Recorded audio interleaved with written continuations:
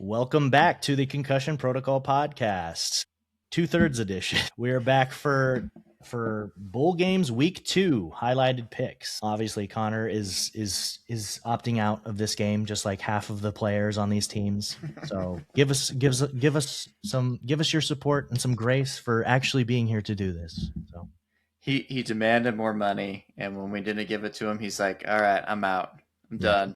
So he signed this thing with us earlier in the season that if he was ranked in the top 3 of hosts, that he would get to the playoffs, and he's very upset that he still didn't make the playoffs.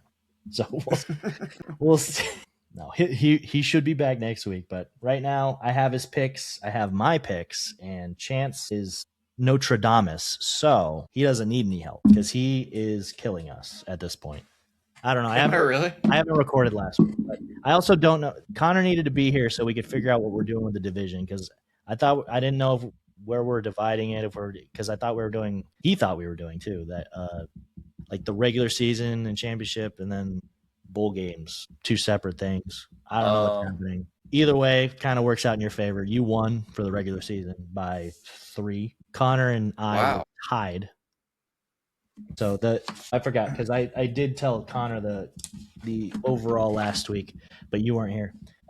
The final results were in 3rd and 2nd. Me and Connor, 83 and 60, both of us, 83 and 60. Horrible records. Those are good records, especially because, like I've said before in the previous episodes, we're not taking just every game. Like most of these games that I've picked for this have been like 7-point spreads. Like they're usually not big spreads. These are usually close games, rivalry games, Big Ten showdowns, big SEC games. Like they're called highlighted games for a reason. They're usually big for the moment, at least. There was only occasionally certain ones that were like 14-point spreads, and that's because one of the teams was had just lost the game prior, or their quarterback was injured, or whatever. And sometimes that upset happened. Like there was one week, I forget, I think it was Virginia or something. They ended up winning the game and they were 14-point underdogs or whatever. We've done pretty well. Like to be this far ahead of 500, we're all doing well. But we're at 83 and 60 and you're at 86 and 57. So congratulations, Chance. I don't know what we're going to be doing for the division, for like where we're going to be dividing this up at. I mean, obviously we need all 3 of us to vote on it or whatever, but congratulations. You came back. I was telling Connor last week. Connor was literally at, I think it was week 12, week 11. He was ahead by like 6. He was ahead by a lot. And then he crumbled and you soared. And even I got close and then I had a bad week. But we literally, he made it as he put it last week. Just like Georgia Tech, I looked so good for 3/4 of the season and then looked terrible. And that's right before he did his wheel spin for Georgia Tech. Man. But, he kind of gave up too, though. He started making some weird picks that just didn't make sense. He was making some weird picks. You think he was just cocky and he was just like, there's no way I could lose. Dude, maybe he wanted to make it more interesting, but some of his picks made me raise an eyebrow or both. Like, what? Just wide-eyed looking at him. Like, I still remember a couple weeks ago, he said he put a really weird one in here. I was like, really, Connor? It was like a USC pick or something. I think he picked USC over Notre Dame or something. No, not Notre Dame. Maybe over Oregon or something, but I don't know. But there was a couple where I was like, dude, really? That's crazy. No, I was the one that picked him over Oregon, to be fair, but I still don't know where Oregon is, honestly. They beat James Madison. I think James Madison was a pretty solid team, but I truly, like, so many people have Oregon as like one of their favorites to win the Natty this year. I think they're losing. I think they're losing this week. Next week. I do too. So I really don't get that. I get they're the number 5 seed, so obviously they should have better odds than all of the other non-top 4 seeds. But like truly, I don't see anyone out of the top 4 winning this year. But we'll see. Well, so without further ado, we'll get into our bowl games week 2 picks. 1 second. He's doing weird costume changes. I don't know what he's doing. He's laughing in the background. Who else does weird costume changes in our episodes, Chance? With your USF? Well, I thought since Chance does so well on these picks, why not be Chance and see what happens? I think we have a chance this week, boys. I'm stealing your powers right now, dude. I'm stealing your voodoo magic right now. I got the jacket. You look good. Thank you, man. You too. I knew that was happening. I knew Dude, it. but you said that right before we started recording. I'm like, I don't know what you're talking about. Shut up. Shut up. I couldn't believe you got that just from the white shirt. So, that's why I didn't put the jacket on. Well, I was wearing right a away. white shirt. Did you know I was going to wear a white shirt? You wear the white shirt and the jacket all the time. You do this every Sometimes it's black. Sometimes it's a black Sometimes shirt. you change it for a BYU sweater or a jacket or a USF shirt. But usually, since it's been like colder up there, well, you're in Utah right now, but since it's been colder up there, jacket, white shirt. And usually a chain, but I don't have one. So Fair enough. You don't have fair it enough. this week. So there we go. I went undefeated in the playoff picks last week, so good call on your did. part. I was so close to going undefeated in the championship picks too. So I was like, wow, we need a comeback, boys. We need to end the year well. We need to steal Chance's magic that he's got. I don't know how he does it because some of these I've had games a really good don't season. make any sense. Yeah, I've had a freaking good season. I think it's crazy. Besides picking Clemson to get a national championship. Yeah, well, we're all forget about that one. Everyone in the nation's pretty much at fault for thinking they were going somewhere. I had them making it. I didn't have them winning it, but literally I went back. That's because we all made brackets. That's why I wanted to do that, is to compare them at the end of the season. Dude, I think I have two teams that made the playoffs from my bracket. And it was like Ohio State and Alabama, like the two teams that you expect. Like they made it. Like I don't think I picked any of Oregon, I think 3 teams total. Like I had Penn State in there, I had Michigan, Notre Dame. Man, it was not a good look. I think I had Texas in there. Very sadly, I had South Carolina in there. So, it was a bad one. But I probably did too. They were ranked top 10 in week 2 until Vanderbilt. Dude, I had Illinois going far. Yeah. I remember that. Dude. Yeah, we're going to have a pick on Illinois here, and I think that's going to be interesting. So, but yeah, getting into it. Let's start our bowl season week 2 highlighted picks. Connor sent me his early, so we'll just start with his every time. We're starting with Cal versus Hawaii in the Hawaii Bowl. They're in the Hawaii Bowl. So it's basically a home game for Hawaii. I'm sure plenty of their fans will turn out to this. It's kind of disappointing for Hawaii that they don't get to go somewhere for it, but Cal gets to go to Hawaii, so good for them. That's a bowl that I would want if I was a student. Free trip to Hawaii, let's get it. But all right, Cal versus Hawaii in the Hawaii Bowl.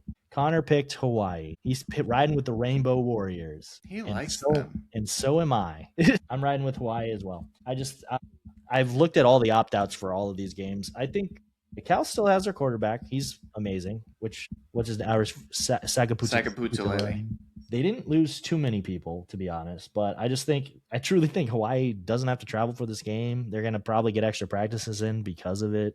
I think one thing that Cal can't do is when other teams are just good at scoring, they just usually do not play well against them because their defense is not very good. And Hawaii, while they're a G5 team, they've been putting up points on teams. I know the transitive property doesn't work, but Hawaii blew out Stanford. Stanford beat Cal. So it's gotta track, right? I'm riding with the Rainbow Warriors. How about you, Chance? All right.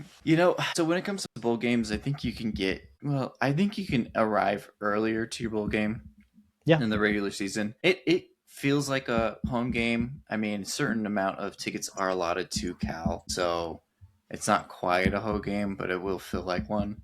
You know what team does score a lot of points? Mm-hmm. Remember what happened when Cal played SMU just a couple weeks ago? They got robbed by the referees and the bad voodoo magic. The bad voodoo magic that Chance, the Notre Dame of our time, Chance the psychic was putting on them. So I guess it matters what Chance says, unless we stole his swag and his magic. So we'll see. You picked the wrong jacket. I like Cal in this game. I think they could pull it off. Cal was in control of that SMU game. Hawaii's a good team. I think Cal started to find their groove. Keeping Sakaputulele is going to be huge for them. I think they pull it off. Fair enough. That game is on Wednesday, which is tomorrow. Yeah, that's tomorrow. Christmas Eve. There's no games on Christmas, at least in college ball, which I get, but is sad. I would love to watch college football on Christmas. All right. Friday, Central Michigan versus Northwestern in the Game Above Sports Bowl. Connor picked Northwestern. Makes sense. I'm I'm rocking with Northwestern as well. I'm obviously not an advocate for the Big Ten, but Central Michigan has, I'll be honest, not been on my radar whatsoever this year. I don't expect much from this team. I haven't seen them beat anybody notable, even in the G5 conferences. And Northwestern, while they are Northwestern, they have put up a fight against certain teams. Like even Oregon struggled to put them away or at least I think it took until the beginning of the fourth quarter where they started really putting it on them. So they didn't even beat the spread against Northwestern's, and Northwestern looks better than they have in previous years. So I just think Northwestern's too big a team to beat. Yeah, I agree with you. I think people shouldn't overlook Central Michigan. I know they haven't stood out this year, but they're that team that sneakily beats some of these other teams. Oklahoma State game is the most famous one. Do you remember that one? When Oklahoma State should have won that game. It was nuts that they lost, especially in the fashion that they did. But they consistently beat some of these Power 5 schools, so don't be surprised if they win. But Northwestern does have some solid players. They're not a spectacular team, but they're a solid team. And I think a solid team is enough to beat Central Michigan and not get upset. So, yeah, give me them. We are unanimous for Northwestern. Who would have thought? All right, still Friday. New Mexico versus Minnesota in the Rate Bowl. Great name, Rate Bowl. Who's Connor have? Connor has rocking with the Big Ten again. Minnesota. He does not trust these G5 teams, man. That's what I'm getting from his picks. Yeah. So this one's a tough one for me because New Mexico their team got just taken last year a lot by Utah and by other schools. So for them to reload and have the season that they did, pretty awesome. Good on them for doing that. It wasn't just players, it was coaching staff too. And I mean, were they tied for the weird tiebreaker at the end of the season? I believe they were Hawaii and San Diego. 9-3. Okay, so they didn't quite make it. No, there was a lot of teams right in that chant. I think it was San Diego State and it was Hawaii. Yeah. That didn't make it. But I mean, New Mexico is a solid team. I think Minnesota again is one of those fringe Big 10 teams that they've got the players. If they just play a normal game, they should be able to put it out of reach. Not going to overwhelm you, not going to be spectacular, not going to blow you out, but they should be able to do enough. So I do like the Gophers again. Yeah. We're unanimous in that as well. Minnesota is definitely not a team that I think is that great or even really good. Watching them getting absolutely dismantled by Iowa this season was pretty sad, but Iowa is always like Connor likes to say, that Iowa and Texas Tech are always these balanced teams. They keep things just perfectly balanced in the conference. Iowa's always good. They're just never great. So, but to get blown out by a team that usually doesn't have an offense to score that much is pretty bad. But New Mexico, I don't see it. New Mexico did go into UCLA and destroy them this year, but that was UCLA when UCLA was looking terrible. So I think they should. I think Minnesota should win pretty easily in this game, but we'll see. Maybe they'll add on to their embarrassment this year. That would be pretty bad, but we shall see. All right. Also Friday, FIU versus UTSA. Connor's favorite team, UTSA, in the First Responders Bowl. Connor picked, shockingly, UTSA. The team that was going to beat Texas A&M, right? Yeah. Go Roadrunners. FIU is such a cool school. I'm just throwing out there. They're the Miami Vice edition, uniforms, Pitbull Stadium. I'm happy that they're doing better.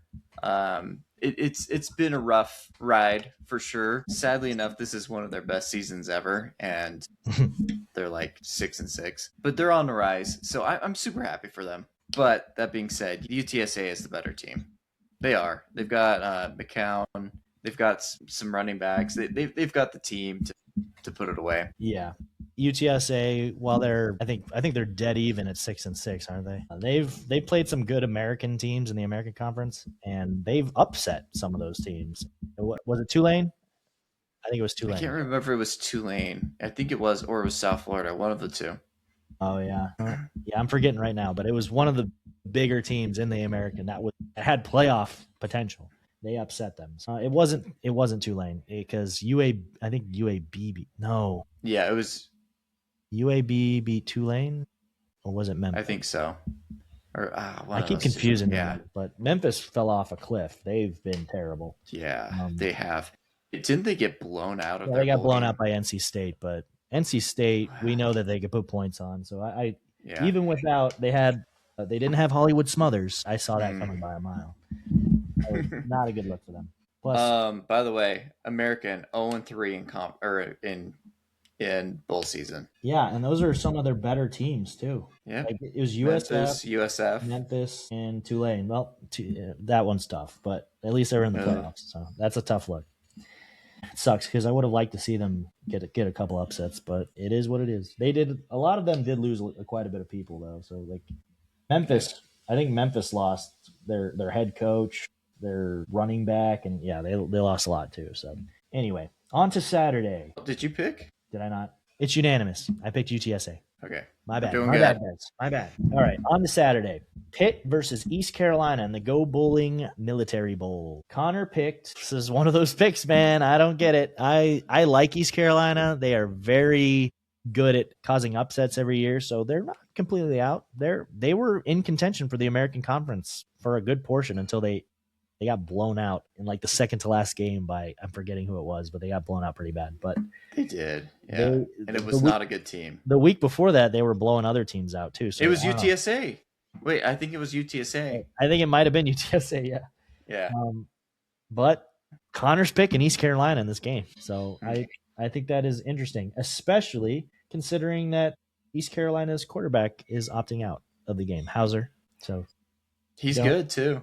Yeah, he's pretty good. He's like their whole team. Yeah. So, but Connor believes in East Carolina and their backup quarterback. I don't. I picked Pitt. Yeah, I've seen East Carolina because BYU played them, studied them pretty well. Hauser's a big part of their team. If he's not playing, I mean, Pitt didn't finish their season very well, but they've still got some, something to play for next season. So yeah, give me Pitt. They've got some players. I don't even think this might have been one of the games where I saw Pitt didn't even have any opt-outs. I might have to double check, but I think they might have been good. Their QB's a true freshman, so he wouldn't opt out. All of them do. But, yeah, that's true. But I think they're retaining a good portion of their team. All right, still Saturday. UConn versus Army in the Wasabi Fenway Bowl. I know who Connor's picking. Who's Connor picking? He loves UConn, and UConn's played good. I get it, but he just loves them. Yeah, independent school, 9-3. They beat Duke. They beat the ACC champion. Good enough for me. Give me UConn. You're taking UConn. Yeah. Okay. They beat Duke. That's I respect it. I'm rocking with Army. Army is Army. They lost to Tarleton State this year. Almost lost to Kansas State. Very up and down team. Played really close with Navy, who had a much better season. But got to tell you, UConn is losing their starting quarterback, their starting running back, and their wide receiver one to opt-outs and to the draft and the transfer portal. So I have to rock with Army because their team's there. They have no opt-outs. That's very military of them to be disciplined and commit to it. But yeah, I'm rocking with Army in this just because if UConn had their team, I would have picked UConn. But they're losing literally QB1, right, running back 1, wide receiver 1. Straight on the stat chart, who's doing the best? Those guys are going. I think for myself, when you have that much time to prepare for just like an academy team, you can figure it out a little bit better than middle of the season. Shoot, we're going against a triple option team. We got to prepare for that. So maybe, I could see them losing. I could see UConn losing very easily because of their opt-outs. Who's going to play offense? We don't know, but I'd like to think that with time they can figure out Army a little bit better. Okay. Still Saturday, Miami, Ohio versus Fresno State in the Arizona Bowl. Connor picked Fresno State, and I agree with him. I did not like what I saw from Miami, Ohio, and their championship game. Also, their quarterback and their wide receiver, their number 1 wide receiver, they're opting out, and they're like their whole team right now. So they didn't play well against Western Michigan in their championship, and now they're losing both these guys. So I think that Fresno State, they have a bit of a variable season in games, they ups and downs, but I think Fresno State's going to take it. Fresno State's such a weird team. Yeah. I mean, they'll just get blown out. Kansas blew them out at the beginning of the season. Yeah, and then I think they blew out Boise State. They blew out Boise State, yeah. in they're Boise such a weird State. team. In Boise, Yeah. I think. Yeah. Yeah, I am going to rock Fresno State. I think offensively, they've got nice pieces that if they can put it together, they do well. And then, yeah, with the opt-outs on Miami's offense, hopefully their defense plays well. So give me Fresno State. All right. We made it. Monday night, boys. Monday night. The deeper than hate rivalry. Georgia Southern versus Appalachian State in the Birmingham Bowl. Let's go. Now, I'm going to start off by saying, I'll say that Connor picked Georgia Southern. Sting. Atrocious. How dare he pick Georgia Southern? Because I'll have you know that just a couple weeks ago, I was playing NCAA, and I started in the G5 because I wanted to start from the ground up, and I was a Mountaineer, and I won 2 national championships with the Appalachian State Mountaineers, and I hate Georgia Southern for that.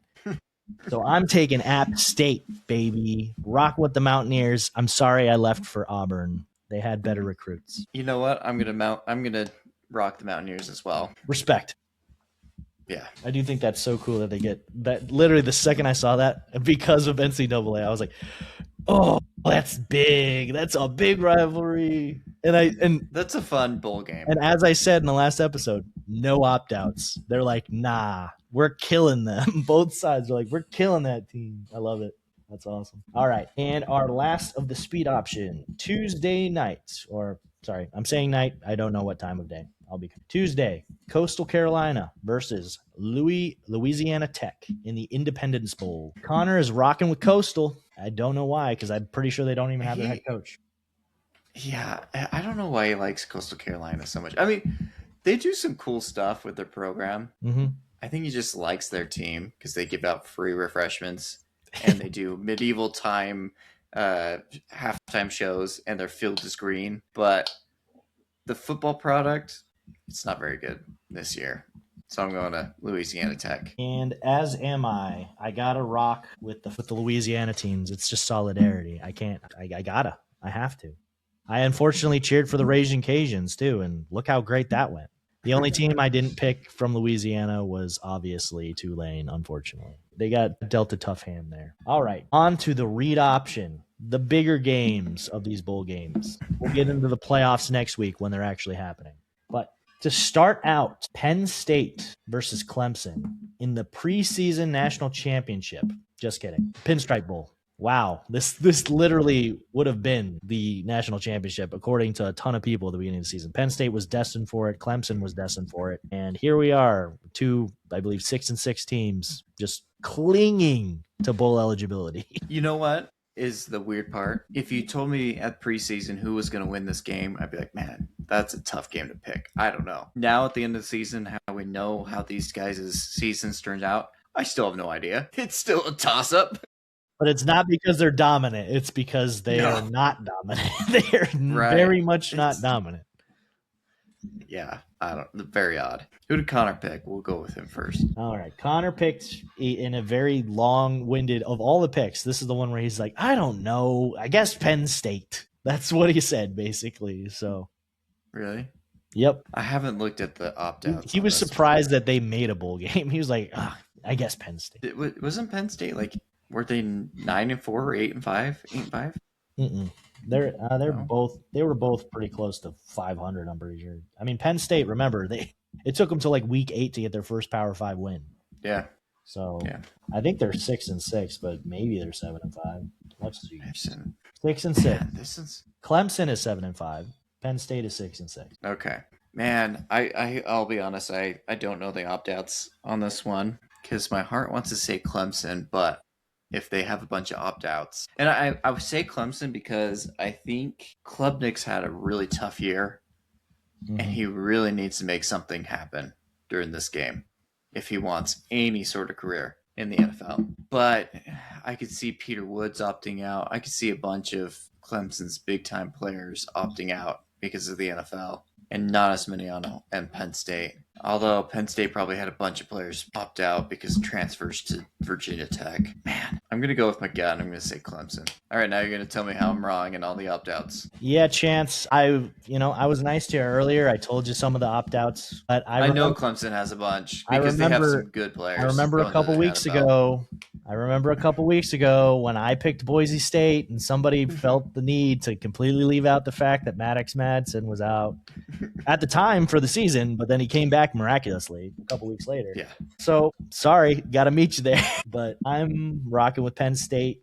This game you didn't make a terrible bet here. There's opt-outs on both sides. Most of them for Penn State are players that are going to the draft. They just don't want to get hurt. They don't feel it's worth it. They only have one transfer portal guy. For the Virginia Tech thing you're talking about, most of those were recruits. They weren't on the team yet. They flipped their commitment from Penn State to Virginia Tech to go with, why am I forgetting his name? James Franklin. James Franklin. For Clemson is losing a lot of defense. That is what they lost nobody on offense. That was not their strength. Yeah. They lost Khalil Barnes, safety, Jamal Anderson, linebacker, DeMonte Capehart, defensive tackle, Avion Terrell, corner, and to an injury. D. Creighton, linebacker, TJ Parker, edge, Antonio Williams, one wide receiver, one offensive player to the draft, and Peter Woods, defensive tackle. Half of them to transfer portal, the other half to NFL draft, and a singular injury. So that does suck. They're losing a huge portion of these are notable. So these are a lot of starters, or at least their backups. So that's not a good look for them. Penn State is losing a lot of offense. They have a couple defense. They have a corner, a safety, a D-line. But the biggest one that I saw is Nicholas Singleton. That's their backup running back. He's not their best running back, but he has amazing stats. He is getting ready He's getting ready for the draft, so he opted out of this game.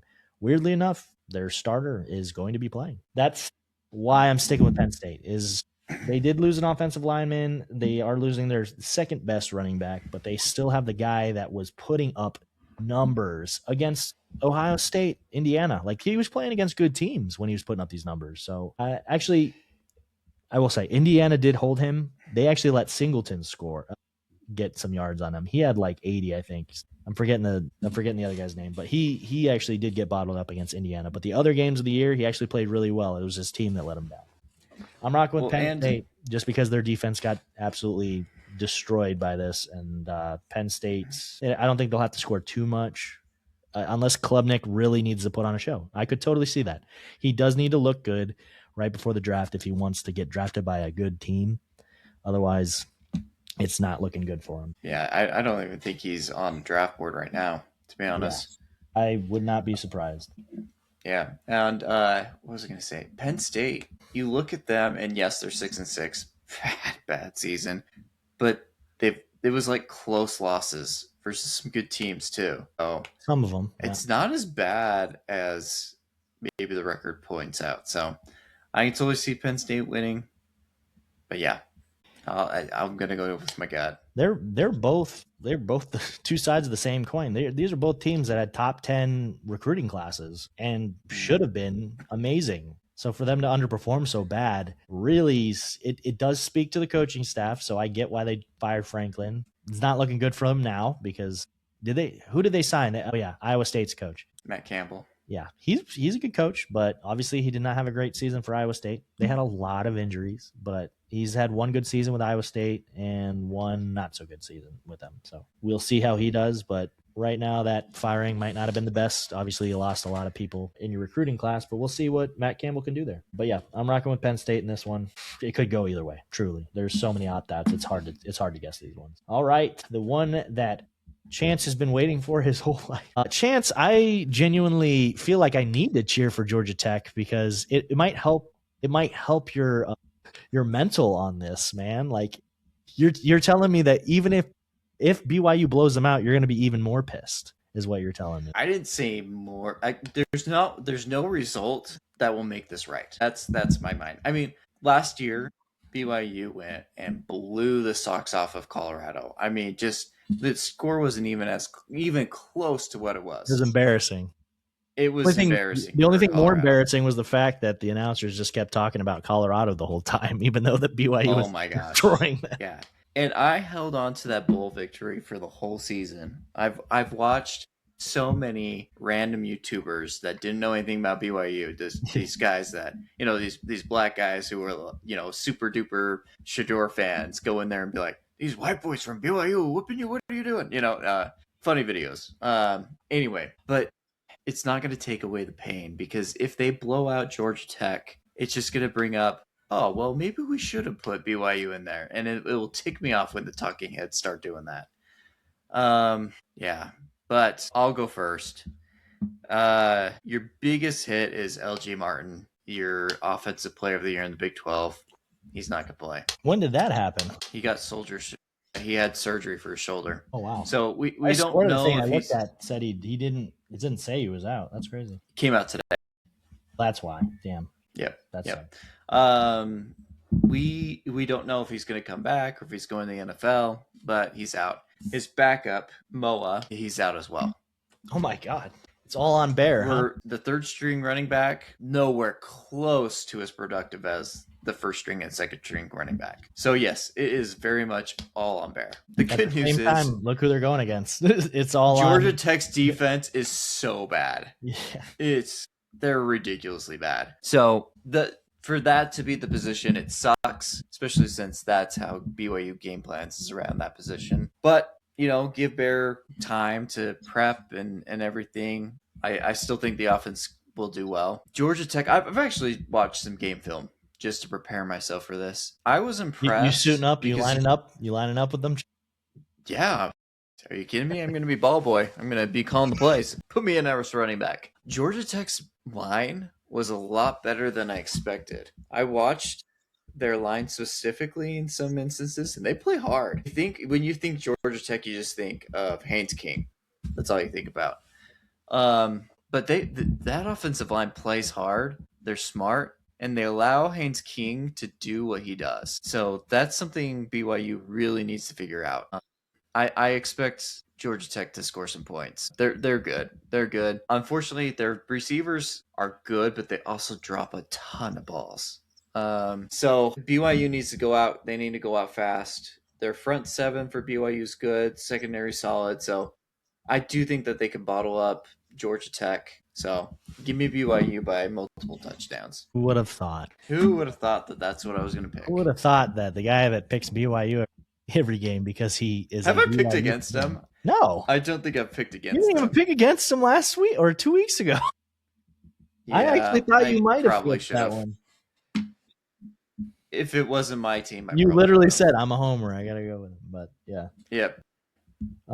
This BYU does not have a good record against Tech, but we're talking about Texas Tech, not Georgia Tech. Haynes King is his offensive line. You're right. They have played pretty well.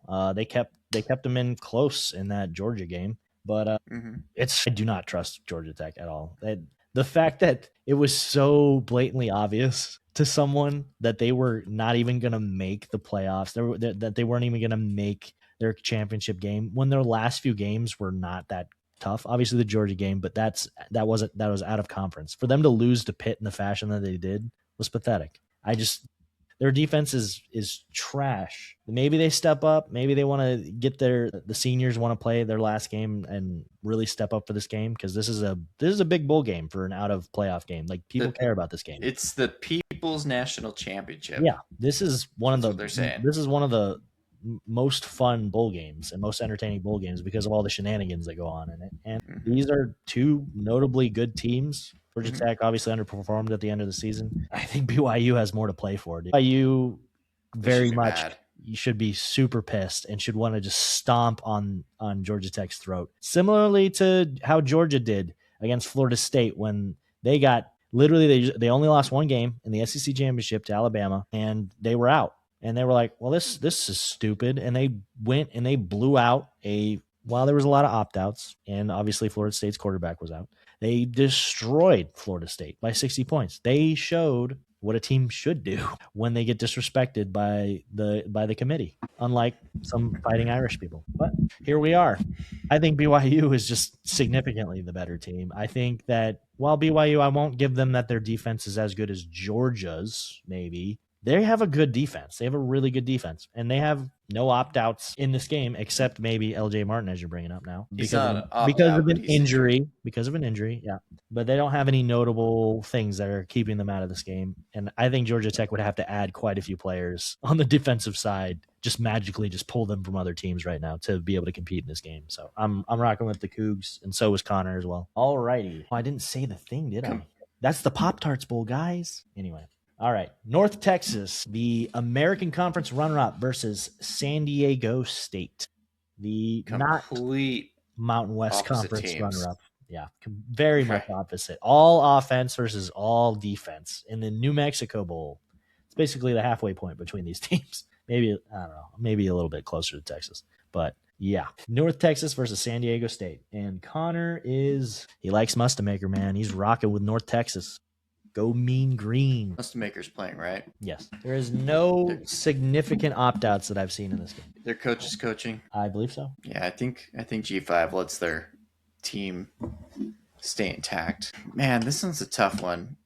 I want to believe in the story. I want to believe in North Texas, especially since San Diego State kind of limped their way through Didn't they lose bad to Hawaii or something? Was it Hawaii they lost bad to? It was in Hawaii, to be fair. That was a middle. Remember, they only get 1 day to travel, and I truly think that's what happened. But they got dismantled by Hawaii. But it wasn't even close. Like, it was bad. Yeah, it was really bad.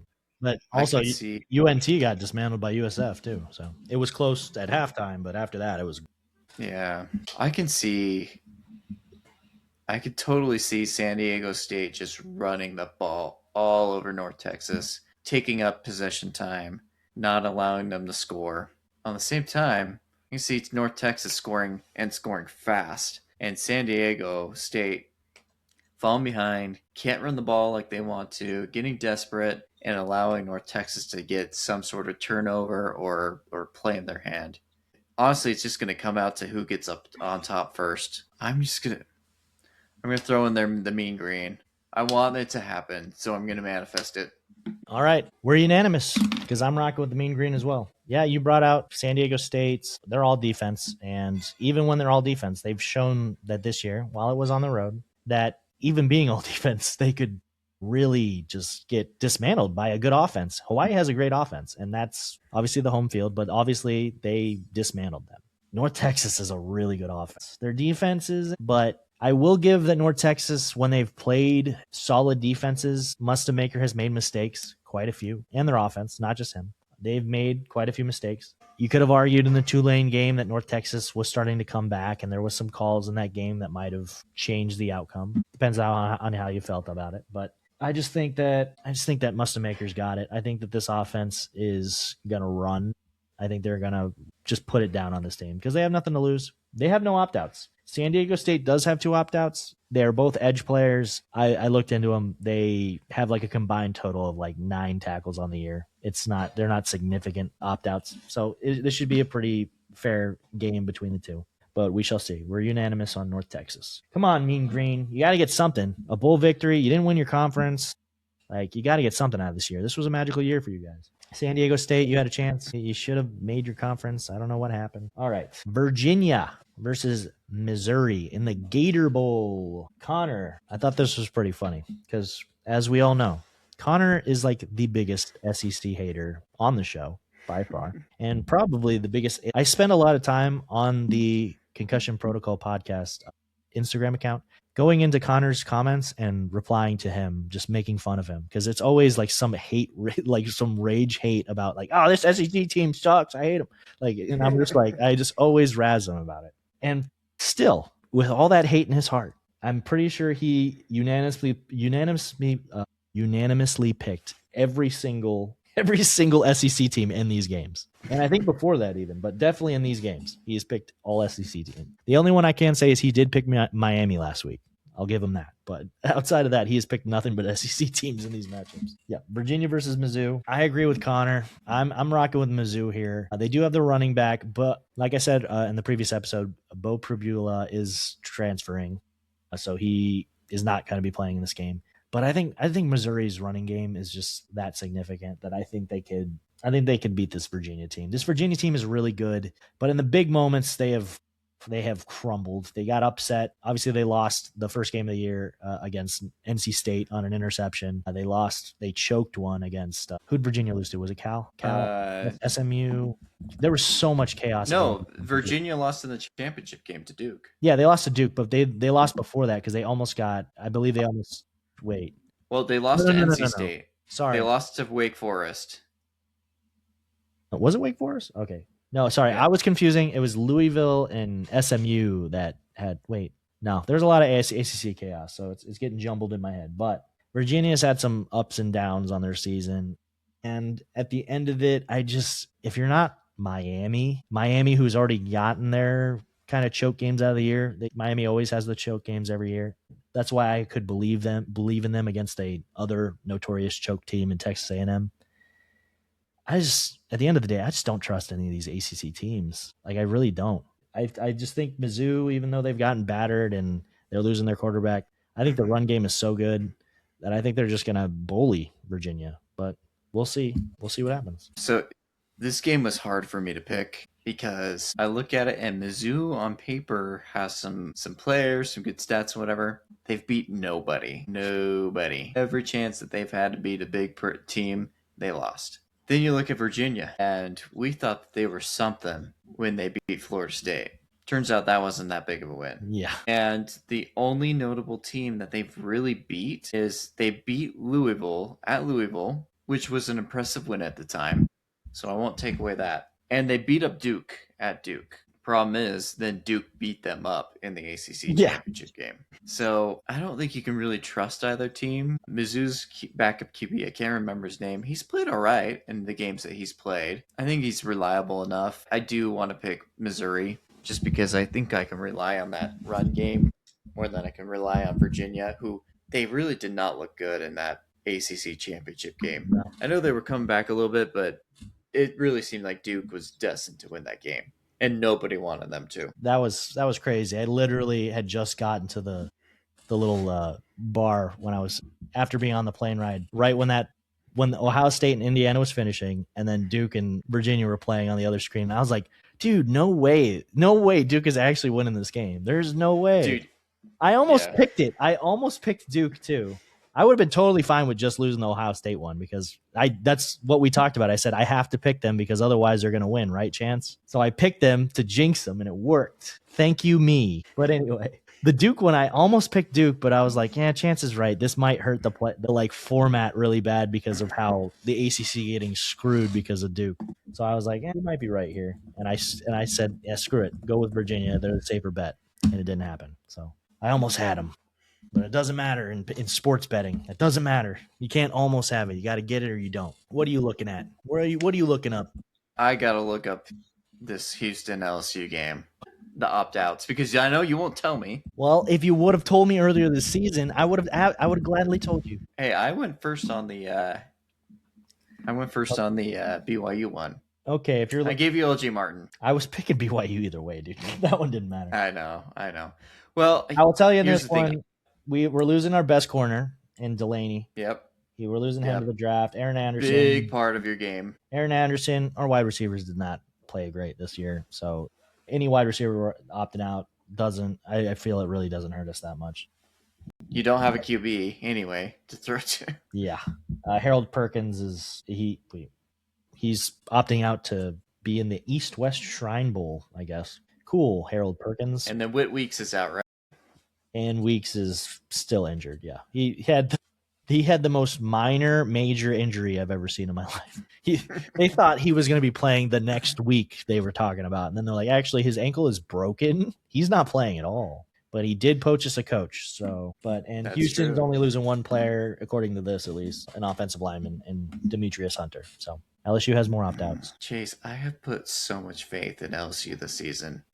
It has never helped me. Nobody told you to put faith in LSU against Oklahoma on the road just because you needed Oklahoma to choke before the playoffs. And unfortunately, they decided to choke in the playoffs against the most hated team in the nation. I believed in LSU this whole season, Chase. And the whole season, Chance? Really? Besides the first game. You didn't. Yeah, you picked Clemson the first week. You picked Ole Miss in week 4. What are you talking about? But that was a good call. That was a good call. Yeah, But the congratulations. other ones, I picked LSU on all the other games, and they continually let me down. Let me guess. Connor picked LSU. Correct. You know why?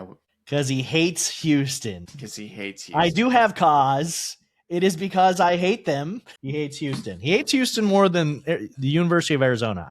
It is crazy how much he hates Houston now. It's crazy. I think Houston has a decent team. Are they the best team? No. But at that LSU team, man, Chase, I'm sorry. The defense is good, but they're losing some of their best players. And that offense is horrible. It's bad, man. I'm sorry. I got to pick Houston. Gross. I will have you know that last year we played in the Texas Bowl against a Texas team in Baylor, and we embarrassed them. Granted, Nuss was playing, and he was playing really well at the time. It's really disappointing. But, yeah, like you said, Connor is picking – he's rocking with the Tigers, picking LSU because he hates Houston. And I hate Houston too, I'll be honest. I didn't hate him like he does for thinking that they just completely screwed over Arizona State's chances at making the playoffs or some weird, wild expectation he had after Texas Tech choked to him. I hate Houston because I picked them to beat – what was it? I'm forgetting what game I picked them. I picked them to beat, TCU. I picked them to beat TCU, and they choked on a field goal. They literally had control of the game. They're driving down the field. They just had this weird scramble play for like 60 yards, and then they started playing for the tie. They could have won with a touchdown, and they started playing conservative to kick a field goal to tie it, and then they shank it. And when that happened, and that game was super important. I was actually about to go ahead of you that week. So I hate them too now. I hate Houston. And either way, I was picking LSU. I got to rock with the Tigers, baby. Go Tigers. You weren't going to pick against them. Go Tigers. But really, if Houston beats us, even though it's a pretty meaningless game in the grand scheme of things, I hate Houston. I hate them. That's crazy. They're getting the Texas Bowl again. All right, here's the game. Here's the game we've all been waiting for, guys. Tennessee versus Illinois in the Schedules Patter Bowl, because they are the two teams, one in the SEC, one in the Big Ten, that were used to absolutely pad a resume for Ohio State or Alabama or whatever team. Literally, these teams are the same teams. They were both used as stepping stools. They didn't deserve rankings, and they gave those teams better resumes for losing. Music City Bowl. It is in Nashville. More Vandy fans than Tennessee fans there, I'm pretty sure, but that's pretty much a home game for them. And Connor is rocking, like I said, he picked all SEC, man. He's rocking with the Vols. Go Vols. You know, I as well am gonna rock the Vols. I am so turned off to Illinois. I picked them in my championship game, I think. Yeah. Or my semifinals or something like that. You had them in the playoffs, yeah. You had them in the playoffs. I think I had them in my semi. I had South Carolina in the playoffs. You had Illinois in the playoffs, and look how that turned out. Man, they're such a disappointment. I mean, their only game that they really wowed was that Duke game. And we learned that was just Duke. Yeah. Duke being Duke. Truly. Now, Tennessee, in my opinion, isn't that impressive either. They haven't beat a soul, but now they can beat one. Their offense is really good, actually, Illinois. And they probably should have beat Georgia. They've had some close calls. A damn kicker. And I think they're more reliable than Illinois, so I'm going to pick Tennessee. Yeah. I'm biased in this, guys. I'll fully admit it. I don't like Illinois. I really hated how overrated they were the whole year and how they were 100% being used to make Ohio State look better, even though they had gotten dismantled by Indiana. And for some reason, they were still ranked. I don't get how that early in the season you could get blown up by 50 points and still be ranked. Like you're riding off of like perception of what people thought your team could be at that point. If this was later in the season, they had wins under their belt, that would make more sense. But they got embarrassed and they were still ranked. On the other side of things, South Carolina got embarrassed in the same way by Vandy. They were out. They instantly, both of them, they went from the number 9 seed in each, these were separate weeks, number 9 seed. Illinois dropped to 23. South Carolina dropped out completely. I was like, this is bullshit. I was like, arguably, Illinois got destroyed by more, and South Carolina, they had lost Lenore Sellers in that game for half the game. So what was Illinois' excuse? That they were just bad. And they didn't deserve to beat USC. That was an absolute atrocity of atrocity of officiating, and it shouldn't have happened, but they did. They got it. So they have a good record, but they were very much overrated this year. And so was Tennessee. But Tennessee impressed me a lot more in certain games. Their offense is really good when Aguilar isn't throwing interceptions. That is a big bugaboo for him, is picks. And I love Aguilar. Like I said, when I was playing NCAA, he was my quarterback at App State because it's the 25 version. So he was my guy.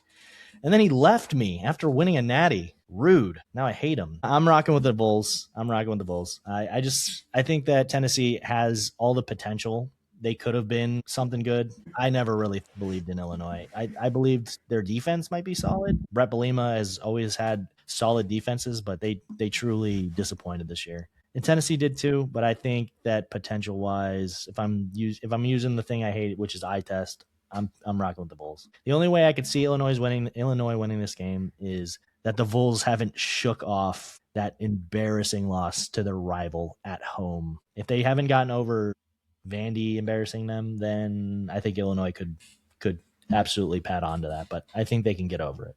All right. And our last pick of the week, USC versus TCU in the Alamo Bowl. And Connor is rocking with the team that he despises. He's putting up his victory signal, USC Trojans. He wants to beat us so bad that he is picking the teams. What is he resorting to? He wants to beat us that bad.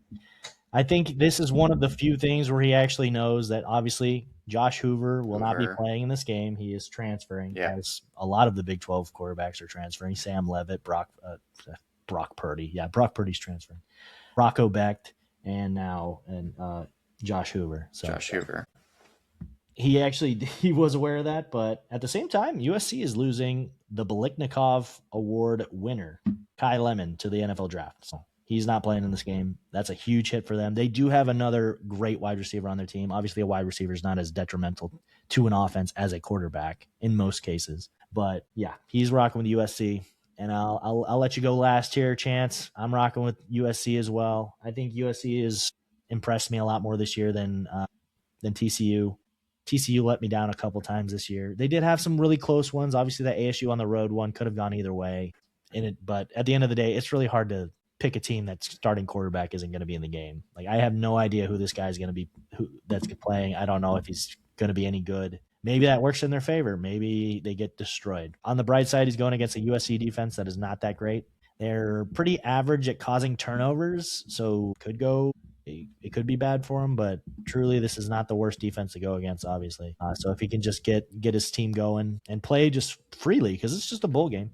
If he just plays loose, whoever this backup quarterback, he could make something happen. But I'm going to rock with the team that's offense has been pretty amazing, because it's a Lincoln Riley offense. So I'm rocking with the Trojans. I got to look up Eric McAllister if he's playing. I'm pretty sure those are the only notable. Oh, he is playing. Eric McAllister is a really good wide receiver, by the way. Yeah. It's really underrated.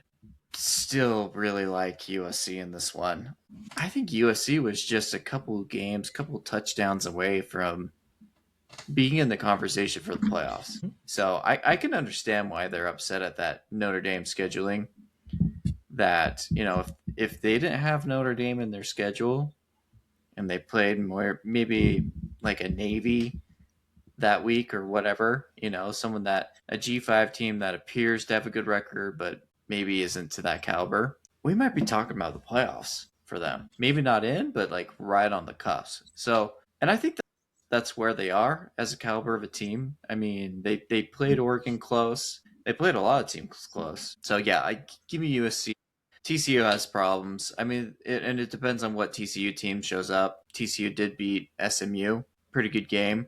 But they got demolished by BYU. Not even close. Yeah. Like, really bad. So they've got potential, but USC is way more. And without Josh Hoover, I just can't trust TCU. So, yeah, give me USC. That one. Yeah, Connor upset me because he literally picked, in the read option, he picked every single pick I picked.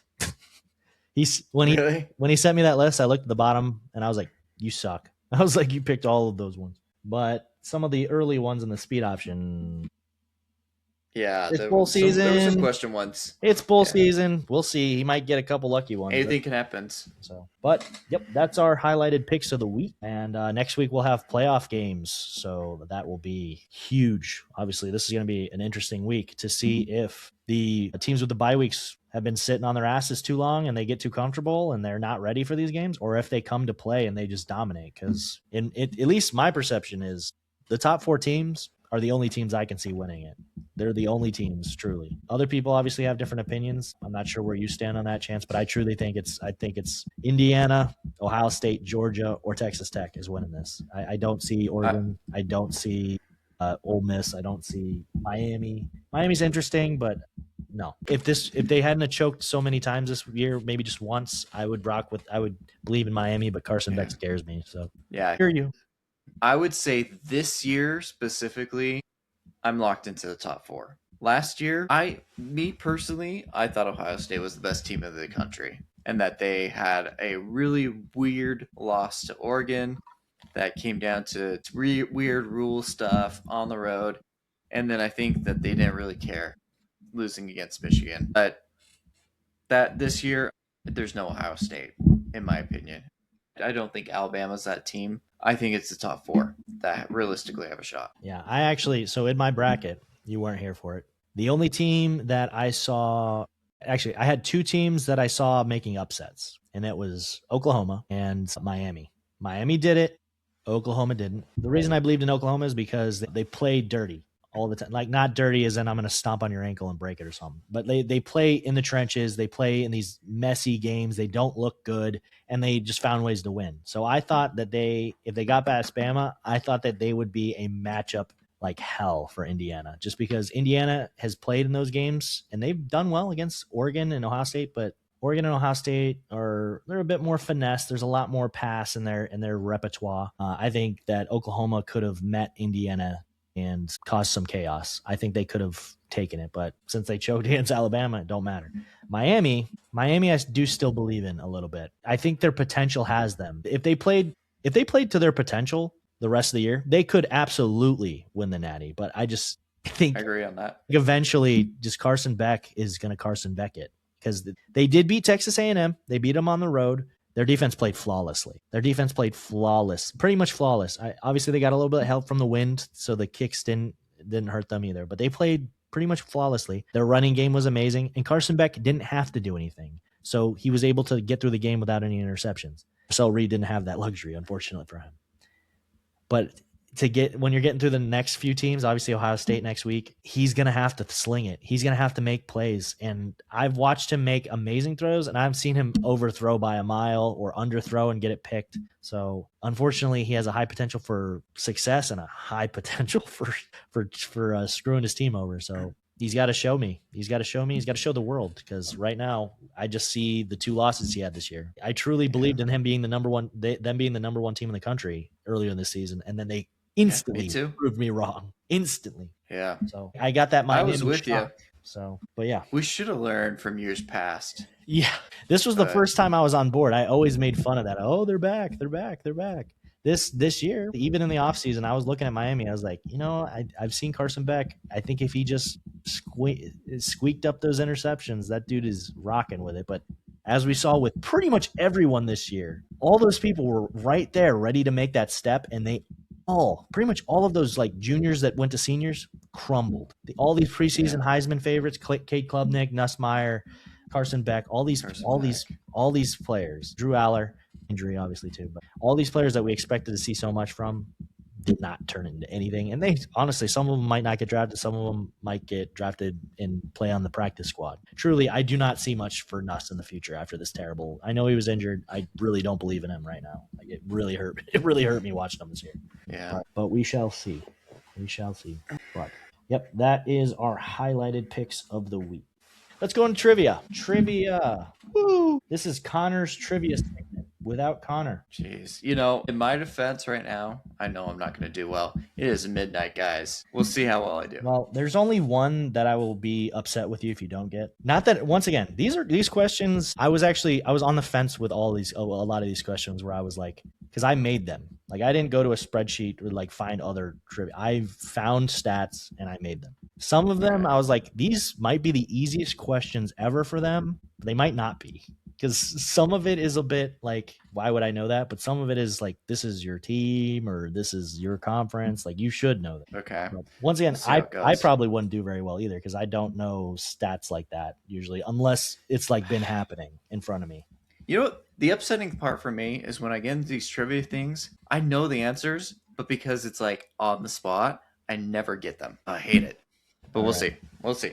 All right. First off, it's Arizona here, dude. It's hot. I can't do this anymore. I don't know how you do this. What's the temperature in your house right now, dude? Probably like 70. Damn. Yeah, it's toasty in here. Can't do this in Arizona, man. It's hot. You've got shorts underneath. Yeah. You didn't wear pants, man. No, they're sweats. You ruined it. They're pants, but they're not. They're sweats. No. There we go. I used my magic for the picks. I don't need it anymore. You're gonna see this week, Chance. I promise you. I'm stolen some games from you. I promise. All right. Bowl season week 2 trivia. We're skipping Connor's question, which was ASU related. Chance, who is the all-time leading receiver for BYU? All-time leading receiver. Wide receiver or just receiving yards? Receiving, yeah. Receiving yards, yes. Okay, well, it's obviously a receiver. It could be a couple people. I mean, I don't think it's Puka. I think it's, I can't remember his name. Starts with a C. He played with Max Hall. I can't remember his name.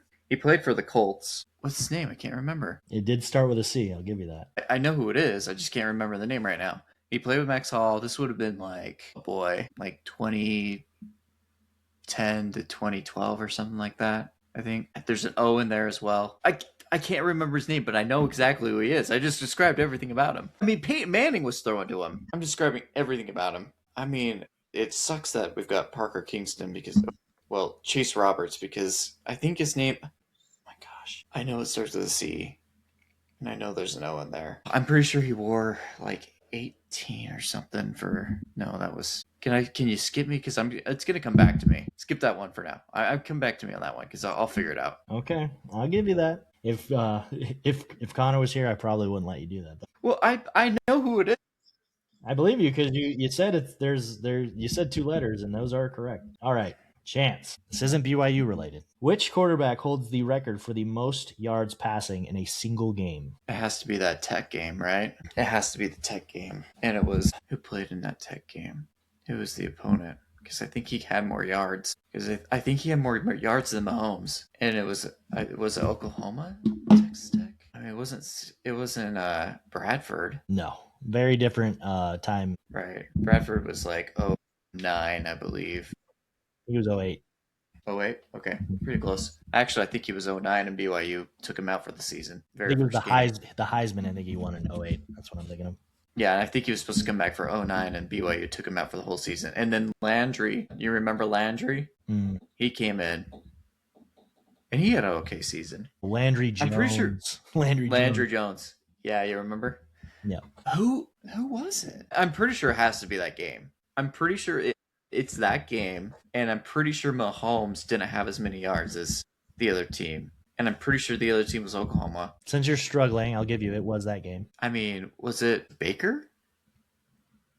I'll just go with Baker Mayfield. Baker Mayfield was the quarterback of the Oklahoma Sooners in that game, but Patrick Mahomes had the most yards. Patrick Mahomes, man. 734 yards, 5 touchdowns in a losing game. See, I'm getting so close on these. Chance. I'm pretty proud of myself. Chance, I will give you a chance at redemption here. There is actually a tie for this. There is another quarterback with the exact same yards, 734 yards and 6 touchdowns, that is tied for this record. He got it before Mahomes, so Mahomes tied it. Can you name that quarterback? If you can do that, I will give you a point. No, I don't think I can. I will give you the year. I'm not giving you the team. Why? The team will give it away, but I'll give you. It's 2014. 2014 was a harder year for me. It was hard for me. Well, I was coming back from a religious mission and wasn't Yeah, you're not. Yeah, gotcha. Wasn't totally up to speed. 2014. I mean, wasn't 2014 like Johnny Manziel? I mean, he's not throwing for that many yards. Yeah. It was in the Pac-12. Pac-12. You're giving me all sorts of clues. I mentioned Mahomes like 5 times, and I didn't get that answer. I know. You just kept fighting. I had the game and everything. You literally said it, dude. All you have to do is say, yeah, screw it. I'm picking Mahomes. If I didn't figure out that it was Baker playing on the other team, I probably would have just defaulted to Mahomes. Jeez. Pac-12. I don't think I'm going to get it. All right, go ahead. Give me it. Halliday, Washington State. Yeah, I wouldn't have gotten once again, this was versus Cal. He threw for 6 touchdowns, and they lost. Both the 2 record holders for this were both losing games. 734 yards, 5 touchdowns for Patrick Mahomes. He also had like almost 100 yards rushing. Chase Roberts. You're going with Chase Roberts from the last one for BYU? Nope. Unfortunately, a chance. You also said there's an O in there, and I guess if you meant the last name, you'd be correct with Roberts. Yeah, I did. Cody Hoffman, 20. I was thinking of someone else. I thought it was Chase Roberts. Cody Hoffman. But Cody Hoffman makes sense. What? I'll give you an extra point if you can name what years he made this record in. Cody Hoffman. Mm-hmm. So Cody Hoffman, he was like 2017 to how many years did he play? If he's got the all-time record, he's probably like 2016 to 2019. Nope, 2010 to 2013. You actually were on the money. Way off. Whoa. You actually were on the money. Long ago? You realize when we were talking about before you picked Chase Roberts, you said there's a C and an O in there. That's literally almost spelling Cody. And then you said it's from like 2010 to 2012. And I was like, Peyton Manning was not throwing to Cody Hoffman. I'll tell you that. Wow. Cody Hoffman. Yep. Okay. With 3,612 yards from 2010 to 2013. All right. Wow. In my defense, I also missed 2 of those years. That's fair. That is fair. If I knew that, I would have picked a different question, but it is what it is. All right. Which team has the most players drafted in a single draft? I mean, it's got to be one of the Blue Bloods. And I feel like it's one of those Georgia teams for the early 20s. I can see it being, I'm going to go with Georgia. Do I have to give the year? No. It is Georgia. Okay. You got it.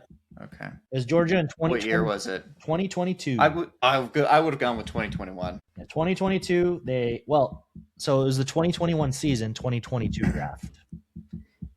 Okay. They had 15 picks. I will give you an extra point if you can name the second team with the second most. Like all time? Yep, second most picks in a draft in a singular draft. Okay, I've got 3 teams in mind. I'm just gonna go Alabama. Safe bet. No. The next best was set literally just 2 years prior. LSU 2020 with 14. I should have known that one. They had 14. I remember because they had set that record, and I remember losing my mind about it. And then Georgia beat it 2 years later. But also, I also would have taken Ohio State. In 2004, they had 14 as well. All right. But you did get Georgia. There you go. You only have one right now, which is fair. Yeah, but I got gypped on the second one. Which is fair. And the first one I made a fool out of myself. I didn't have the answers, so I don't blame you. The first one I made a fool of myself. How was I so close but so far away? All right, Chance. I feel like this one is easier because I'll be honest. I think I was starting out by giving you harder ones and giving Connor easier ones. And then towards the end, I gave you easier ones and him harder ones. So here's one that I think should be easier. Which school has the most Heisman winners all time? Jeez. There's a couple teams that come to mind, but not one that like stands out. Because Bama didn't have very many Heismans until just like the 2010s. No. Ohio State has a bunch. Georgia, I want to say Georgia has a bunch. I mean, I don't want to say Texas or USC because I only can name a couple. Oklahoma now has a ton. I know I'm missing a team, though. I mean, I know Michigan has some, but I don't think they have a ton. Who's the team I'm missing? Hold on, let me go through my conferences. I'm just being stupid. They have 8 Heismans. 8. They're all going to be from early. Yes. That's the problem. Why am I not thinking about it? I mean, is it just freaking Michigan? Am I just overthinking it? Because I don't think Notre Dame has... Notre Dame was up there. Notre Dame was up there. It's not Notre Dame. I know it's not Notre Dame. It's because it's been super long. Although if they had what's his bucket win it, the linebacker Manti Te'o, who's actually a BYU guy. He carried out the flag for us. So was Rudy. Rudy's also a BYU guy. Take that. They're two most famous players in the last century. I guess I got to go Michigan. They beat Michigan this year by a lot, and their most recent Heisman. See, I was gonna say it was a couple years ago. Not Ohio State. USC. with Is it really? Because it's been so long. Yep. No, I mean they had Caleb Williams just a couple years ago, but before that in the 2000s and 90s, it was Palmer, right? They had Palmer, Leinart, Reggie Bush, all in right there. But yeah, they had a lot. Where's Oklahoma? I feel like they're like 6 or 7. They were up there. The only thing I can remember for sure is that USC was 1. Notre Dame was tied with another team at 2, I believe. Which is why it probably stings that, even though it was obvious that he wasn't getting it, but it stings that Jeremiah Smith didn't get it this year, because they could have tied it with their rival. That would have probably meant something. All right, your last official question, at least. Which team has the most wins all time against Alabama? Did you put this question on there on purpose? I don't know. I don't know as much, but I'm just gonna play off of you. Is it LSU? No. We have. Is it not, Georgia then? We have not done well in the recently. Unfortunately, we've only had 2 wins against them in the last 12 years, something like that. Nope. It's Alabama has a million rivals, right? But it's one of their 2 top rivals, Tennessee. Tennessee has beaten them the most. You know what their record is against Alabama? No. 38, 60, and 8 ties. 8 ties. Wait. 38 wins, 60 losses, and that's the most against Alabama. Most wins against Alabama is 38 wins. They don't have the best record. They have the most wins. So that is tough. But they do have the most wins against them because they play them the most. Because they hate them. All right.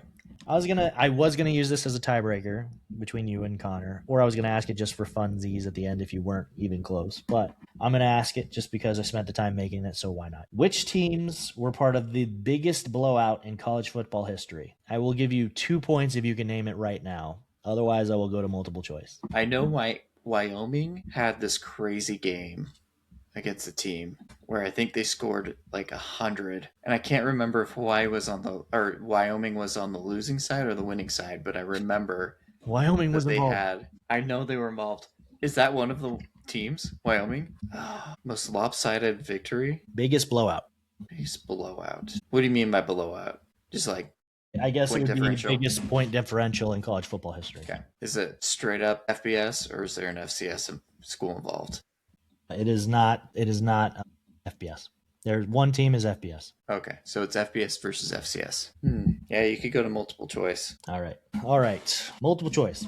Is it A, Yale and Cornell, 1909, 235-13. B, Georgia Tech and Cumberland, 1916, 222-0. C, BYU and UTEP, 1980, 83-7. Or D, Florida State and Stetson, 1993, 115-3. What year did you say the BYU game was? 1980. The wrong year. BYU lost horribly to UTEP, but not that year. And they were ranked really high too. It was one of the worst upsets ever. But it was not 1980. You hear about these games that were like 200-something-0, but they were like played in 1892. So I want to believe it's going to be A, B, or D. So it's Georgia Tech and something. Stetson and something. It's Georgia Tech and Cumberland, BYU, UTEP, Florida State and Stetson, and Yale and Cornell. Give me Yale and Cornell, I guess. Well, you said one was an FBS, so I'm not going to go that chance you're going to final it? Yeah, that's why I hated when I had to say that. Yeah, you shouldn't have given me that. You almost took it, too, even with it. Chance, come on, Chance. So it's got to be Georgia Tech, Cumberland, or Stetson, Florida State. I guess give me Florida State, Stetson. Florida State and Stetson in 1993. Florida State won a championship in 1993. Wait. In 1993? 1990. They won a championship in 1993. What was the other year? They did not play. What was the other year? They did not play Stetson. You locked in your answer, bud. I didn't know it was 1993. Yeah, I told you all the years when I was doing it. I said Cornell 1909. That's the one. Georgia Tech and Cumberland 1916. BYU and UTEP in 1980, and Florida State and Stetson in 1993. The answer is Georgia Tech and Cumberland 1916. 1909. 222-0. A shutout. I don't even know how you score 222 points in that amount of time in a game, but Wow. I don't even think they officially keep track of that record. I don't think they count that towards records. Yeah, so in the fake ones, I looked up Florida State's like best. They were blowing out teams that year. They didn't play Stetson that year. I made that one up. BYU and UTEP, you guys were blowing out teams that year, but not UTEP. It was you guys played. I think you did blow them out, but not by what I said it was. And then Yale and Cornell was just completely made up. I was like, yeah, they were really good way back when. Well, but see, that was the types of schools that were playing back in like 1890. I know. That's why I was Yale thinking. And Cornell. I was putting those teams in there, but yeah. Unfortunately, you did fish out of me that it was an FBS school and and whatever Cumberland is, whatever they are now. Yeah, if you look at modern history, what is the most points game? You might be taking our questions from next week, Chance. I don't have those made yet. I swear there was like one that scored over 100, but I guess maybe not by one team. Well, what was that game that you were talking about earlier in the season? The Snow College or whatever. Yeah, that Division like 3. Yeah. Snow College versus what now? What now? Oh, I remember this one. Hey, South Alabama beat Northwestern State 87-10. You remember that one? That was just last year. Last year, really? Yeah. Yeah, I would not have kept up with South Alabama or did you say Indiana State or Illinois? No, it was South Alabama and Northwestern State. That's what it was. Okay. But South Alabama was destroying teams at the very beginning of the season last year, and then they just laid an egg. Chance, that was not a good run. Yeah, but I almost got like all the answers. Almost, yeah, that's true. You almost got points, but you only got 1 point. I literally picked between I had Mahomes and I said his name like 5 times. I said CO for the first one. Do you want me to ask you Connors to give you a little bit of redemption? Sure. No? Give me a little bit of his. Okay. Well, I'll skip the ASU one because I doubt you're going to know that one. Nope, I won't. Who was the Heisman runner-up in 2010 and 2011? Both years. Runner-up? Both years, runner-up. Both years? Shoot, those were the Florida State years. And I feel like Jameis Winston would have won it. Or was Jameis Winston? No, Jameis Winston was the playoff years. He was a little bit later. 2011. So we had Bradford 2008. This is before the Ohio State year. And it's before the Manziel years. I'm dancing all around it. Do you know who the Heismans were? The Heismans were 2010, 2011? Well, that's what I was trying to get to. I'm dancing all around it though. I'll give you one of them. You can pick which one. Do you want 2010 or 2011? Cam Newton, 2010. Who did he squeak out and one other player squeak out the next year? Pretty notable guy. Had a solid pro career. Short, but solid. He played for West Virginia? I know. If you're thinking of Geno Smith, no. Had a decent NFL career. I do know who it is. You gave me too many clues. Stanford, Christian McCaffrey. Chance, I hate you. Why? No. What? Stanford, Andrew Luck. That wasn't. I swear Christian McCaffrey got snubbed. He did, but that was a couple years later. Quite a few years later. Was it a couple of years? Yeah, no. And I was saying he had a good pro career, but he had a short pro career. Christian McCaffrey. I thought you meant like short, like as in like stature. Short pro career because he retired early. You were so close. Well, Christian McCaffrey's short, and this is another one where This is another one where you're literally like right on it, and then you just He almost won the Heisman, but he got snubbed. That's why you said Stanford, and I was like, "Who's the player?" I almost said it like, "You're right, Stanford," and then you said Christian McCaffrey. I was like, "You're so close." For that, I was gonna give an extra credit. For Connor, I was going to say who'd he lose out to, and it was Cam Newton and Robert Griffin III. Yeah, that would have been right there. All right, here's a fun one. Which two rivalry teams play in the Butt Bowl? Oh, I don't know that. The Butt Bowl? I know the Apple Cup. The rivalry is the Butt Bowl. What? That's a thing? Yep. This has to be a group of 5. There's no way. It's not a group of 5. It's a P5. It's not a group of 5. Who the heck? I mean, this has to be 2 loser teams. It's going to be like Minnesota and Northwestern. Is that your final answer? Yeah, I'm not going to get it. What? One of the teams you have winning the Natty this year, bud. That is Baylor, BU, and Texas Tech, TT, Butt Bowl.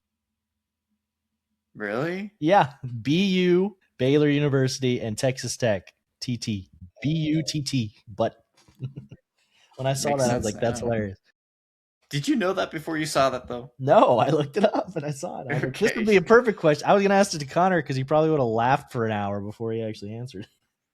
He said, did you say What butt? the heck? Did you say butt? Man, come on, Chance. You got to get one of these. Who were the last 3 receivers to win the Biletnikoff Award? Do you know this year? It was Lemon, wasn't it? Mekhi Lemon. Last year. Don't overthink this one. We talked about this, actually. Okay. Was he a freshman? I don't know what year he was. No, he wasn't a freshman. No, he wasn't a freshman. We talked about this one. Best receiver from last year. Gosh, I'm trying to think. I'm trying to think of NFL rookies. Is what I'm trying to do now. Jeez, it wasn't Njigma Smith. Best receiver from last year. I'm trying to think. So there was last year was Steve Nash. Oh, easy. Okay. It was why can't I think of his name right now? Because he played receiver and he played corner. You played him last year. Yeah.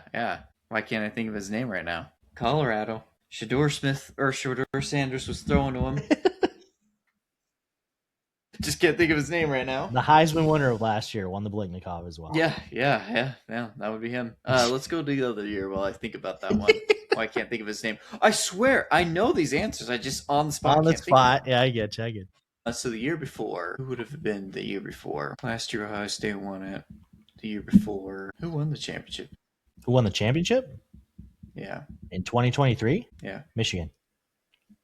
It's not there. Was it TCU's? No. That was the year before. I don't think I'm going to get that one. Who would have been in Ohio State? Because they had, what's this bucket? Who's on the Jets now? They have, so two of these Biletnikoff Award winners were Big Ten players. One was a Big 12 winner. It has to be Ohio State. And I think I can't remember his name, but he plays on the Jets now. What's his name? I can't remember either name. He is an Ohio State wide receiver. Yes, I know. Does he play for the Jets? He doesn't play for the Jets? His dad played football. Yeah, the part that's bugging me is I know him. I just can't think on the spot. I mean, I should be able to pick. Last year's, I should know. I know him. I just can't think of his name right now. I don't know why. He plays for Jacksonville right now. I'll tell you that. And I should know 2 years ago. I can't think of their names on the spot. I feel so dumb. Yeah, his dad was good. Played a long time in the NFL. Yeah, his dad was really good in the NFL. Yes, he was. And I can't remember his name. If I could remember his name, I would remember his son's name. Absolutely, I'll tell you that. Because it's a junior. Yes, I know. I would remember it because it's a junior. Why can't I think of it? Chase, nobody's gonna be able to watch this video. We're gonna edit all this out. I know both of them. Marvin Harrison Jr. There you go. So I got that one. Marvin Harrison Jr. So I got that one. Mekhi Lemon. And I always complain about him. Too on the Cardinals. Yep, on the Cardinals. Not doing that great, but the Cardinals are just not great. So he's dropped so many balls. Yeah. And why can't I just pop in my head name? The Heisman winner from last year played at Colorado. Number 2 draft. You could give me all the hints. I know all the hints. Number 2 draft pick. I know everything about him. I just not his name in the current moment. I heard nothing but about him and Shador all year last year. I know, and I can't think of his name right now. He was the only player who played well in that Colorado versus BYU and game. He robbed Ashton Genty of his chance. Ashton Genty and who? I know all the clues, Chase. I just don't know the name. I can tell you everything about him. I can tell you he was second in receiving yards behind Steve Nash of San Jose State. Yeah, I know. I thought I was wrong that he got it. The Biletnikoff, at least. Well, San Jose State's such a pass-heavy. I mean, that's all they do. I mean, granted, that's all Colorado did. Well, I was more so thinking, I was like, if you're going to give it to him, it's because he plays both sides of the ball. He shouldn't get the Biletnikoff for how many, just because he did both positions. The other guy had way more stats. So if you're going to give him the Heisman, mine was like, if you're going to give him the Heisman, you can't give him the Biletnikoff. And if you're going to give him the Biletnikoff, then you shouldn't give him the Heisman. So one of the two. But he got both. Good for him. Steve Nash had like 1,500 yards, I think, receiving. And then I think the other guy, that I can't remember his name, had like 1,200 or 1,300 or something like that. So yeah, Steve Nash had a lot of receiving yards. He had a lot of touchdowns too. But they all came in one game. Because he had like a 500-yard receiving game, Steve Nash did, if you go back and watch it. I remember looking at all these stats. Ask Connor these questions just to see how he does next week. Then I'm just gonna have to ask him. We're not stopping recording until I get this. By the way, I'm being held hostage now. I know his name. Why can't I think of? His girlfriend was kind of bratty too. I never liked his girlfriend. Tight end in the NFL that has his name. That doesn't help me. It has his first name. Like playing currently? Yep. Or just in the past? Yep. I gotta go with tight ends. I'm pretty sure if you named the 5 tight ends, you would name this tight end. In the NFL right now? Yep, active player. Kind of zoned out the NFL this season, though. Because the Eagles are hit and miss. Oh, I actually think the Eagles will do well in the postseason. It's like I'm giving you more hints and it's just making you overthink more. I'm dumbfounded. I should know this. It is late. I get it. It's warm. Shador Sanders. Travis Kelce. Travis Hunter. There you go. Travis Hunter. Yep. Marvin Harrison Jr., Travis Hunter, and Mekhi Lemon. I hate this was part of the question, I promise. Extra credit, Chance. Can you name 3 Biletnikoff winners outside of those 3? Just all time. 3 Biletnikoff winners. The award was founded in 1993, so nothing past 1993. That. Yeah. Dude, I can't think right now. It's 12:40 now. We started this at 12. Yeah. You have been fighting. You're like, we're not going until I get it. So is Desmond Howard too? He was too early then. Or he would have been maybe right around that time. I'll try Desmond Howard. He was too early. Come on, Chance. Even I could have gotten some of these. Yeah, I know. A lot of these are notable names that had great careers in the NFL as well. Can we just say like Julio Jones? Julio Jones won. That's actually interesting because Julio Jones is not on here. I am surprised. Are you serious? I am surprised not to see him. I forget what year was he at Bama? 2009? Yeah, something like that. How did he not win it? No, he did not win it. There are some big names in that time, so he might have just lost out to it. Maybe he was second. Right. Is Henry Ruggs on there? No, there are. There's a couple Alabama guys on here, but not any. Well, that's why I'm trying to go through all the Alabama guys, but apparently I'm not doing well at that. I would have thought Julio Jones, or I know I'm missing big ones. Like I'm missing. Did Justin Jefferson win? No. Oh my gosh, he didn't. No. That's crazy. So I'm missing. I'm assuming most of these guys have big NFL careers. Yes, a lot of them are either still playing or they had really great. But like the names that come to my head, I know aren't it. Like Antonio Brown, there's no way he won. DK Metcalf, there's no way he won. Jamar Chase, he probably didn't win. Jamar Chase. Oh no, that's the one I was thinking. Sorry, I wasn't thinking Justin Jefferson. I was thinking Jefferson. I was definitely thinking Justin Jefferson was wide receiver number 2. He in college, Jamar Chase was absolutely better than him. Yeah. Not by a ton. They were both amazing, obviously. In the NFL, Justin Jefferson has probably performed a bit better. But he's been on better teams for the most part. But yeah, he hasn't had Joe throwing to him either. So, but what about Megatron? Megatron back in Calvin Johnson, 2006. Okay. Calvin Johnson. Okay, one more. And I know I'm missing a Georgia receiver. I know I'm missing multiple Alabama receivers and multiple Ohio State receivers. Obviously, we already had Marvin Harrison earlier, so we were missing. There's one Ohio State receiver on here. But I'm missing multiple Alabama and one Georgia. There's 2 Alabama. There is no Georgia. No Georgia? Yeah, Calvin Johnson was the closest to that. He was at Georgia Tech. No Georgia Biletnikovs. Missing the Alabama ones. And DeAndre Hopkins probably isn't on that list. Nope. No Clemson. No Clemson. That means Hunter Renfrow wasn't on there. There is, let's see, there's LSU, Alabama, there's Pitt, there's Oklahoma State, Oklahoma. Baylor. What about Odell? No. But this teammate was on there. Jarvis Landry? No, they didn't win the Blake. Oh, no. No, that year was an Oregon State wide receiver. I'm not going to get that one. Oregon State, USC, Alabama, Baylor, Notre Dame, Texas Tech, Oregon State again, Michigan. What the heck? Michigan, Pitt, LSU, Michigan State. I should get the Pitt one. I know the Pitt one. Putting them out of order too, just to confuse you a little bit. But I should know the Pitt one, huh? Probably. I just can't think of his name right now. I'll be honest. If Connor didn't know the Pitt one, I would have been very disappointed in him. Is it Larry Fitzgerald? Larry Fitzgerald, 2003. He is one of the Pitt. Okay, that's the one I was missing that I knew was Pitt. He also had one in 2021. Jordan Addison. Yeah, there's definitely some names. Jordan Addison wasn't USC? Nope, Pitt. Pittsburgh. The USC one was Marquise Lee, 2012. That's their only. Oh, well, and Mekhi Lemon this year, obviously. Brandon Cooks, Oregon State. Brandon Cooks. And they had 2 on here, which I wasn't surprised to see Brandon Cooks because he was amazing, and there's a reason people wanted him. But Oregon State was on here twice. They had Mike Haas, 2005, right before Calvin Johnson. You can't guess the Tech guy? I thought I already did. No, Texas Tech. He is not. No. I do know him. He's involved in a huge. Michael Crabtree. Yeah, Michael Crabtree. Yeah. That dude is involved in a lot of big games, a lot of big moments. Notre Dame, 2009. I remember this guy. He was on the Seahawks for a while. He had an interesting name, very colorful. I'm trying to go through all the names on there. I think he was on the Jets too, but I specifically remember him on the Seahawks and my personal experience with him. Who's he? I've already got the question. Come on, man. Golden Tate. This is the bonus question. Golden Tate. Okay. Yeah, he was on Notre Dame, wasn't he? Yep, Notre Dame. Okay. And then 2 in a row for this Oklahoma State guy.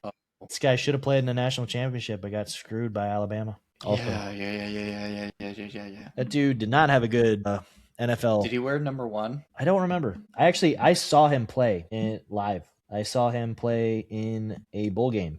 What's his name? I get him confused. He was also on the Jaguars. Sometimes. He was on the Jaguars. I get him and Michael Crabtree confused a little bit. I know that. What's his name? Justin Blackman. That's right. But yeah. All right. We won't drag this one on, but this is the last question I asked Connor that isn't ASU related. Which team has the most Fiesta Bowl wins? They're undefeated, 7-0 in the Fiesta Bowl. Now I'm just going to have to quiz Connor next week on these just to see. The Fiesta Bowl? Yep. There's a reason I was giving it to Connor because he lived in Arizona his whole life, but not his whole life now. It's an Arizona team. So I want to say they were in it recently though. Nobody knows the name of the Fiesta Bowl anymore. Who plays in the Fiesta Bowl? Last year was a playoff game. Yeah, but that's why you don't remember it's a Fiesta Bowl because it's just a playoff game. Hey, I do. It was the Tostitos Fiesta Bowl for a long time, and now it's the PlayStation. So it's got to Verbo. Be Texas then. Mm-hmm. Nope. Big Ten team. If they played recently, I mean, it would be Penn State or Ohio State. And I know that was a Rose Bowl. They're 7-0. I'd throw Ohio State out before Penn State. So I guess I got to say Ohio State. Ohio State is definitely not undefeated in the Fiesta Bowl. I've watched them lose twice. Both to Clemson. One in a blowout, 34-zip. It's Penn State. You had it. So it was Boise State they beat. Yeah, Boise State most recently. But they've been in a couple. I think they were in like 2017 as well. They won that game, obviously. Yeah. This is big. But I thought the Fiesta Bowl was Big 12.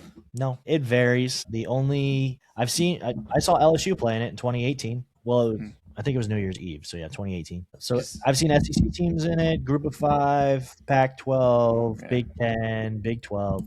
I've seen pretty much everyone in the Fiesta Bowl. The Rose Bowl usually was Pac-12 and Big 10. Yeah, a lot of the time. There is some variability though. Yeah, a lot of Group of 5 play the Fiesta Bowl. I know that. Yeah, I'm surprised that Penn State 7-0. Chance, do you know who the leading rusher is for ASU all time? Did he play last year for the team? No, it's not going to be a one and done guy. Yeah, I wouldn't have known it either. Idea. So I was asking Connor to see, and it's no one I would ever guess either. So, but I figured since I've asked you all of his questions, I might as well ask that one. I have no idea. That one is Woody Green. I knew that. Yeah. No. 4,188 yards. He did it in 3 years. 1971 and 1973. Yeah. That's a lot of yards. In 3 years, yeah. That's a lot of yards. 71, 72, 73. Now ask me for BYU. No, I already asked you all-time receiver, and you couldn't get that one. I was super close. I had the first 2 letters. You had the first 2 letters, and then you choked. Come on, Chance. If I would have called this your wheel spin trivia, you would have gotten them all somehow. So, see, I'm telling you, I took your mojo, Chance. I took your mojo. Honestly, I don't know if I would get the running back. It's either Jamal Williams or Tyler Algier. I don't know which one it is. Let's see. I think it's Jamal Williams, but it wouldn't surprise me if it's Tyler Algier. AI lies sometimes, but I think Tyler Algier might hold the record for single season. Jamal Williams is the all-time. Overall. Okay, that's what I thought. 3,901 yards. That is in 4 years, but I guess he didn't play in 2015. It says 2012 to 2014 and 2016. 4 years non-consecutive. Yeah, I think he got injured one year. I gotcha. But anyway, this has been your bold. We had Jamal Williams and Taysom Hill on the same team. Anyway, go ahead. This has been our bowl games week 2 trivia. Not a great start, but that's okay. We're only going to get better. We're only going to get better, guys. I'll be honest. I don't think I would have done well on that if I hadn't looked up the answers either. So maybe it's just the question. I was so close on so many, though. You did. Maybe if we were filming this earlier in the day, Connor, maybe we would have done better, but I don't know. If Connor is not busy next week, I will ask him the same questions, assuming he doesn't edit and see the questions and see how he does. If not, it is what it is. We'll see how it goes. But this has been Trivia. This has been the Concussion Protocol Podcast. Once again, I'd like to thank you guys for listening, for tuning in, for following on TikTok and Instagram, for subscribing on YouTube. We were at 100 subscribers and someone heard it and they decided that they wanted to be that guy and make it 99. So, but we hope you come back, man. We appreciate you. And we're almost at 1,000 likes. Was it 1,000 likes on YouTube total? So we're getting there too. So we appreciate all the follows, subscribes, shares, whatever, comments. Keep it coming. We love to hear from you. Love to respond to you guys and love to involve you guys in the conversation, because that's what this podcast is about. It's about discussing what needs to be discussed, what's not always the popular answer from ESPN or a big media or anything like that. So we appreciate you guys. This has been the Concussion Protocol Podcast. I'm Chase. This is Chance signing off.